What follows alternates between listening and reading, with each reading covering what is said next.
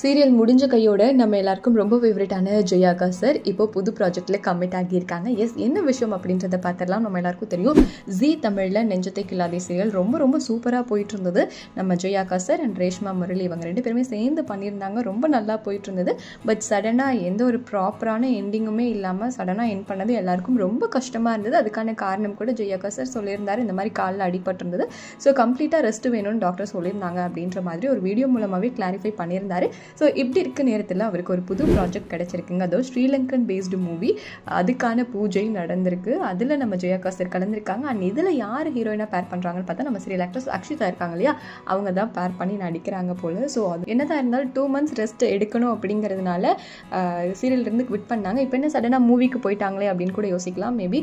So wait பண்ணி பார்க்கலாம். என்னதான் இருந்தாலும் படங்களில் பார்க்கறதுக்கு ஆர்வமாக இருந்தாலுமே ஜெயாக்கா சார் வந்து மறுபடியும் நம்ம சீரியலில் பார்க்கறதுக்கு ரொம்ப ரொம்ப ஏன்னா ரெகுலராக பார்க்கலாம் இல்லையா அப்படின்ற மாதிரி ஃபேன்ஸ்லாம் ஒரு பக்கம் சொல்லிட்டு இருக்காங்க.